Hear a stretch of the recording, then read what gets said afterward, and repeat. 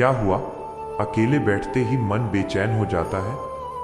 Phone उठाकर बार बार किसी से बात करने का मन करता है, बस इसलिए कि अकेलापन सहन नहीं होता। लगता है जैसे अगर कोई साथ न हो तो जिंदगी अधूरी है। रात को सन्नाटे में अचानक ये डर घेर लेता है, अगर सब छोड़ गए तो मैं क्या करूँगा। किसी पार्टी में अकेले जाना अजीब लगता है, किसी रेस्टोरेंट में अकेले बैठकर खाना अटपटा महसूस होता है। हर वीकेंड अगर कोई प्लान ना हो तो मन उदास हो जाता है। अगर ऐसा है तो आज की ये बात ध्यान से पूरी सुनना, क्योंकि आज गहराई से बात करेंगे अकेलेपन की। ये डर कहाँ से आता है, ये हमें क्यों जकड़ता है, और अकेले रहना असल में एक कमजोरी नहीं बल्कि जीवन की सबसे बड़ी ताकतों में से एक कैसे बन सकता है। चलो शुरू करते हैं आराम से, एक एक बात समझते हुए। अकेलापन और अकेले रहना, फर्क समझो। देखो, सबसे पहले ये समझो, अकेलापन और अकेले रहना दोनों बिल्कुल अलग चीजें हैं। अकेलापन वो है जब तुम भीड़ में भी खुद को खाली महसूस करते हो, जब इतने लोगों के बीच होकर भी ऐसा लगता है कि कोई तुम्हें समझता नहीं। और अकेले रहना वो है जब तुम खुद के साथ सहज हो, चाहे कोई हो या न हो, जब तुम्हें अपने भीतर किसी और की जरूरत महसूस नहीं होती अपनी शांति के लिए। यह बहुत जरूरी फर्क है मित्र, क्योंकि बहुत बार लोग इन दोनों को एक ही समझ बैठते हैं। वे सोचते हैं अकेले रहना यानी दुखी रहना, पर सच ये है कि तुम भरी हुई भीड़ में बहुत अकेला महसूस कर सकते हो और बिल्कुल अकेले बैठकर भी बहुत भरा हुआ महसूस कर सकते हो। ये बाहर की स्थिति पर निर्भर नहीं, ये भीतर की अवस्था पर निर्भर है। बहुत से लोग इस डर से कि कहीं अकेले न रह जाएं, गलत रिश्तों में बने रहते हैं। ऐसे लोगों की संगत में रहते हैं जो उन्हें थका देते हैं, जो उन्हें बार बार नीचा दिखाते हैं, जो उनकी इज्जत नहीं करते, फिर भी वे वहीं रुके रहते हैं, बस इसलिए कि साथ कोई तो है। पर सच ये है कि जब तक तुम खुद के साथ रहना नहीं सीखते, तब तक कोई भी बाहरी साथ तुम्हें असली सुकून नहीं दे सकता। तुम हमेशा किसी न किसी की ज़रूरत में बने रहोगे, और ज़रूरत कभी शांति नहीं देती, वो हमेशा एक अधूरापन बनाए रखती है, एक भूख जो कभी पूरी नहीं होती। आत्मा अकेली आती है, अकेली जाती है। गीता में मैंने कहा है, यह आत्मा जिस शरीर में है वो अकेली इस यात्रा पर आई है और अकेली ही आगे बढ़ेगी। शरीर बदलते हैं, लोग साथ आते हैं, साथ जाते हैं, पर आत्मा अपने भीतर हमेशा अकेली ही यात्रा करती है। यह कोई डरावनी बात नहीं है मित्र, ये एक गहरी सच्चाई है। और जो व्यक्ति इस सच्चाई को स्वीकार कर लेता है, वो किसी के आने या जाने से टूटता नहीं, क्योंकि वो जानता है कि उसकी असली ताकत उसके भीतर है, बाहर नहीं। सोचो, तुम इस दुनिया में अकेले आए थे, तुम्हारे साथ कोई और पैदा नहीं हुआ था, और जब तुम ये शरीर छोड़ोगे तब भी तुम अकेले ही जाओगे। बीच में जो यह जीवन है, इसमें बहुत से लोग आते जाते रहेंगे। कुछ लंबे समय तक साथ रहेंगे, कुछ थोड़े समय के लिए, पर अगर तुम्हारी पूरी पहचान इन आने जाने वाले रिश्तों पर टिकी हो तो हर बार कोई जाएगा तुम टूटते जाओगे। इसलिए ज़रूरी है कि तुम अपनी जड़ें अपने भीतर जमाओ, न कि बाहर किसी और के सहारे पर। जिस पेड़ की जड़ें गहरी होती हैं वो तूफान में भी खड़ा रहता है, और जिस पेड़ की जड़ें कमज़ोर होती हैं वो हल्की हवा में भी गिर जाता है। तुम्हारे रिश्ते तुम्हारी शाखाएं हैं, वे सुंदर हैं, ज़रूरी हैं, पर वे तुम्हारी जड़ें नहीं हैं। तुम्हारी जड़ें तुम्हारे भीतर हैं, और जब वो जड़ें मजबूत होती हैं तभी तुम हर मौसम, हर तूफान झेल सकते हो। अकेलेपन का डर कहाँ से आता है? अब समझते हैं ये डर आता कहाँ से है। बचपन से हमें ये सिखाया जाता है कि अकेले रहना बुरी बात है। अकेले मत बैठो, किसी के साथ खेलो, अकेलापन अच्छा नहीं होता। ये बातें हमारे मन में गहराई से बैठ जाती हैं। समाज भी हमें ये सिखाता है कि तुम्हारी कीमत इस बात से तय होती है कि तुम्हारे कितने दोस्त हैं, कितने लोग तुम्हें पसंद करते हैं, कितने लोग तुम्हारे साथ समय बिताना चाहते हैं। इसलिए जब कोई अकेला होता है तो उसे लगता है जैसे कुछ कमी है उसमें। पर यह सोच बहुत सतही है मित्र, यह बाहरी दुनिया की नज़र से बनी हुई सोच है, ये तुम्हारी आत्मा की सच्चाई नहीं है। एक और वजह भी है, जब तुम अकेले होते हो तो तुम्हें अपने भीतर के उन विचारों का सामना करना पड़ता है जिनसे तुम हमेशा भागते रहते हो। जब शोर बाहर हो तो भीतर का शोर दबा रहता है, पर जब चारों तरफ शांति हो तो वो भीतर का शोर ज़्यादा साफ सुनाई देने लगता है। और यही वो वजह है जिससे बहुत से लोग अकेले रहने से बचते हैं। वे असल में अकेलेपन से नहीं, अपने ही भीतर के विचारों से डरते हैं। अकेले रहने से क्या मिलता है, अब सोचो। अकेले रहना सीखने से तुम्हें क्या मिलता है? पहला, खुद को जानने का मौका। जब तुम हमेशा दूसरों के बीच रहते हो तो तुम्हें कभी खुद को सुनने का मौका ही नहीं मिलता। हर वक्त किसी न किसी की आवाज़ तुम्हारे कानों में गूंजती रहती है, किसी न किसी की राय तुम्हारे विचारों को प्रभावित करती रहती है। पर जब तुम अकेले होते हो तो तुम्हें पता चलता है तुम असल में क्या चाहते हो, क्या सोचते हो, क्या महसूस करते हो, बिना किसी और की राय के, बिना किसी और के असर के। दूसरा, स्थिरता। जो व्यक्ति अकेले रहना जानता है वो दूसरों की मौजूदगी या गैर मौजूदगी से प्रभावित नहीं होता। उसकी खुशी किसी और के होने या न होने पर निर्भर नहीं करती। यही असली स्थिरता है। ऐसा व्यक्ति अगर कोई उसका साथ छोड़ भी दे तो वो टूटता नहीं, क्योंकि उसकी नींव किसी और पर टिकी ही नहीं थी। तीसरा, आज़ादी। जब तुम्हें अकेले रहने से डर नहीं लगता तो तुम किसी भी रिश्ते में मजबूरी से नहीं, चुनाव से रहते हो। तुम किसी के साथ इसलिए नहीं रहते क्योंकि तुम्हें अकेले रहने से डर लगता है। तुम उसके साथ इसलिए रहते हो क्योंकि तुम सच में चाहते हो। और ये फर्क हर रिश्ते को गहरा और सच्चा बना देता है। चौथा, गहराई। जब मन शांत होता है अकेले में, तभी तुम अपने भीतर गहराई तक जा पाते हो। बड़े बड़े फैसले, बड़े बड़े विचार अक्सर उसी शांति में जन्म लेते हैं जो अकेलेपन में मिलती है। शोर में कभी गहरी सोच नहीं आती। पांचवा, आत्मनिर्भरता। जो व्यक्ति अकेले रहना जानता है वो हर छोटी बात के लिए दूसरों पर निर्भर नहीं रहता। वो अपनी खुशी खुद ढूंढ लेता है, अपना सुकून खुद बना लेता है। ये उसे बहुत मजबूत बना देता है। हर परिस्थिति में, चाहे कोई साथ हो या न हो, उसकी जिंदगी चलती रहती है बिना रुके। छठा, रचनात्मकता। अकेले समय में ही अक्सर सबसे अच्छे विचार आते हैं। बड़े बड़े कलाकार, लेखक, विचारक अक्सर अकेले समय में ही अपनी सबसे गहरी रचनाएं बनाते हैं, क्योंकि अकेलेपन में मन बिना किसी बाहरी हलचल के खुलकर सोच पाता है। स्थित प्रज्ञ का उदाहरण गीता में मैंने स्थित प्रज्ञ व्यक्ति के बारे में कहा है।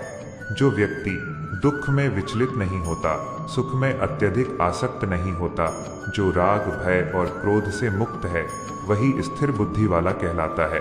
ऐसा व्यक्ति चाहे अकेला हो या भीड़ में, उसकी भीतरी शांति नहीं बदलती, क्योंकि उसकी शांति किसी बाहरी चीज पर टिकी नहीं है, वो अपने भीतर ही स्थिर है। यही वो अवस्था है जो हर किसी को धीरे धीरे पानी चाहिए। ऐसी अवस्था जहां तुम अकेले भी उतने ही सहज हो जितने किसी के साथ, जहां तुम्हारी मुस्कुराहट किसी और के आने पर नहीं बल्कि तुम्हारे अपने भीतर की शांति पर टिकी हो। एक और श्लोक में मैंने कहा है, जो व्यक्ति सुख दुख में समान भाव रखता है, जिसे ये विचलित नहीं करते, वो अमृतत्व का अधिकारी बनता है। यह वही गहरी शांति है जो अकेले रहना सीखने से आती है। अकेलापन कमजोरी नहीं, एक बड़ी गलतफहमी लोगों के मन में होती है कि अकेले रहना यानी उदास रहना या समाज से कट जाना, पर ये सही नहीं है। अकेले रहना सीखने का मतलब ये नहीं कि तुम लोगों से दूर हो जाओ या रिश्तों से भाग जाओ। इसका मतलब है कि तुम अपने भीतर इतने मजबूत बनो कि तुम्हें किसी की मौजूदगी जरूरत की तरह नहीं बल्कि खुशी की तरह महसूस हो। फर्क समझो, जरूरत से आया हुआ साथ हमेशा डर के साथ आता है, कहीं ये छूट न जाए। उस डर में तुम अक्सर समझौते करते रहते हो जो तुम्हें अंदर से कमजोर बनाते हैं। पर चुनाव से आया हुआ साथ प्रेम के साथ आता है, बिना डर के, बिना किसी शर्त के। और ये फर्क तभी आता है जब तुम अकेले रहना सीख जाते हो। सोचो जरा, क्या तुमने कभी किसी को सिर्फ इसलिए हाँ कहा क्योंकि तुम्हें ना कहने से डर लगा कि कहीं वो तुमसे दूर ना हो जाए? क्या तुमने कभी किसी के बुरे व्यवहार को बर्दाश्त किया बस इसलिए कि तुम्हें अकेले रहने का डर था? अगर हाँ, तो ये वो ठीक जगह है जहाँ से बदलाव शुरू होना चाहिए। रिश्तों पर असर सोचो जरा। जो व्यक्ति अकेले रहना नहीं जानता, वो हर रिश्ते में एक तरह की बेचैनी लेकर आता है। वो हमेशा ये सोचता रहता है, कहीं ये मुझे छोड़ न दे, कहीं मैं अकेला न रह जाऊं। ये डर रिश्ते को बोझिल बना देता है। ऐसा व्यक्ति अक्सर जरूरत से ज्यादा चिपकने लगता है या बहुत ज्यादा नियंत्रण करने लगता है, बस इस डर से कि कहीं वो अकेला न रह जाए। पर जो व्यक्ति अकेले रहना जानता है, वो रिश्ते में हल्केपन के साथ आता है। वो प्रेम देता है बिना ये डर रखे कि अगर ये चला गया तो मेरा क्या होगा। और ऐसा प्रेम ज्यादा गहरा और सच्चा होता है क्योंकि वह जरूरत से नहीं, पूर्णता से आता है। यही वजह है कि जो लोग खुद के साथ सहज होते हैं उनके रिश्ते ज्यादा स्वस्थ और स्थिर होते हैं, क्योंकि वे रिश्ते से कुछ मांगने नहीं आते, वे रिश्ते में कुछ देने आते हैं। और जब दोनों लोग इस तरह पूर्णता से आते हैं तो वो रिश्ता दो अधूरे लोगों का जोड़ नहीं बल्कि दो पूर्ण लोगों का साथ बन जाता है। अर्जुन का उदाहरण एक बात याद दिलाता हूँ। कुरुक्षेत्र के मैदान में जब अर्जुन खड़ा था तो वो अपने आसपास अपने कई प्रियजनों को देख सकता था, पर फिर भी वो अपने भीतर गहरे अकेलेपन से गुजर रहा था, क्योंकि वो फैसला जो उसे लेना था कोई और उसकी जगह नहीं ले सकता था। यही जीवन का सबसे बड़ा सच है। बड़े फैसले हमेशा अकेले ही लेने पड़ते हैं, चाहे कितने भी लोग तुम्हारे आसपास हों, अंतिम फैसला तुम्हारा अकेला ही होता है। और जब अर्जुन ने इस सच्चाई को स्वीकार किया, जब उसने अपने भीतर स्थिरता पाई, तभी वो अपने कर्तव्य को पूरी स्पष्टता से समझ पाया और उसे निभा पाया। तुम्हारे जीवन में भी ऐसे कई पल आएंगे जहां तुम्हें अकेले ही खड़ा होना पड़ेगा, और जितना पहले तुम इस अकेलेपन को सहज होकर अपनाओगे उतना आसान वो पल तुम्हारे लिए होगा। अकेले रहना कैसे सीखें? अब तुम पूछोगे, कृष्ण ये कैसे सीखें? सुनो ध्यान से। पहला, अकेले समय बिताने की आदत डालो। हफ्ते में कुछ समय बिना फोन के, बिना किसी शोर के खुद के साथ बैठो। शुरू में ये अजीब लगेगा, बेचैनी भी होगी, पर धीरे धीरे ये सुकून देने लगेगा। पहले 5 मिनट से शुरू करो, फिर धीरे धीरे समय बढ़ाओ। दूसरा, खुद से दोस्ती करो। जैसे तुम किसी दोस्त से बात करते हो वैसे ही खुद से भी बात करो। अपनी भावनाओं को समझो बिना जज किए। खुद से ये पूछो, आज मैं कैसा महसूस कर रहा हूँ और क्यों। तीसरा, अपने साथ कुछ अच्छा करना सीखो।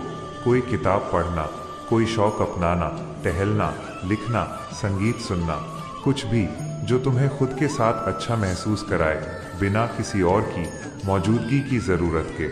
चौथा, हर रिश्ते को ज़रूरत की जगह चुनाव से देखो। खुद से पूछो, क्या मैं इस रिश्ते में इसलिए हूँ क्योंकि मैं चाहता हूँ, या इसलिए क्योंकि मुझे अकेले रहने से डर लगता है? ये सवाल ईमानदारी से खुद से पूछना बहुत ज़रूरी है। पांचवा, ध्यान का अभ्यास करो।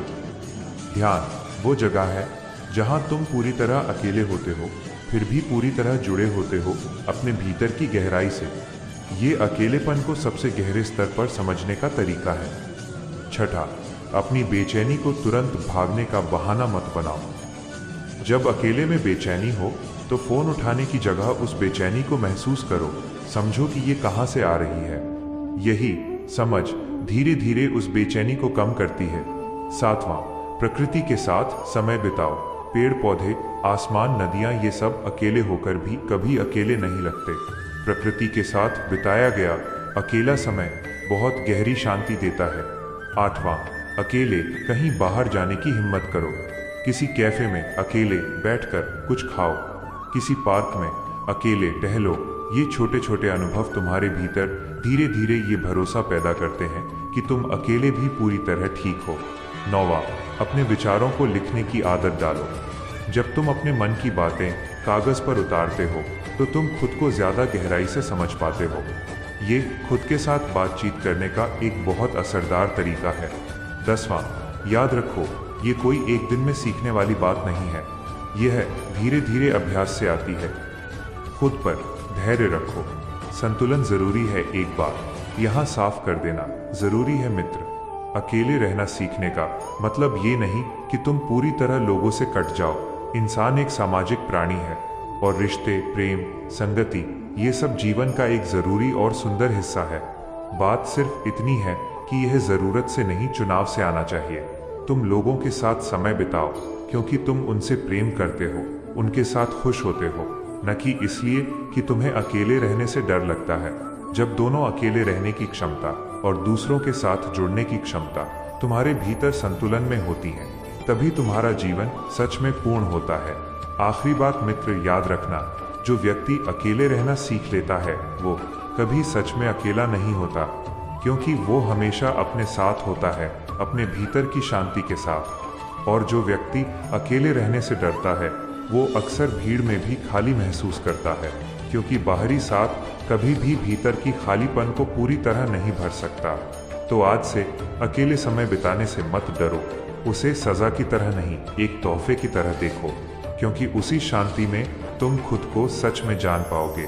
और जब तुम खुद को जान लोगे, तब तुम कभी अकेले नहीं रहोगे, चाहे तुम कहीं भी हो, चाहे तुम्हारे साथ कोई हो या ना हो, क्योंकि तब तुम्हारा सबसे गहरा साथ खुद तुम्हारे भीतर ही होगा। ये सफ़र धीरे धीरे चलता है। आज से एक छोटा कदम उठाओ, खुद के साथ थोड़ा समय बिताओ, बिना किसी शिकायत के, बिना किसी जल्दबाजी के, और देखना धीरे धीरे वो अकेलापन जो कभी डर लगता था, वही तुम्हारा सबसे भरोसेमंद साथी बन जाएगा। हरे कृष्ण।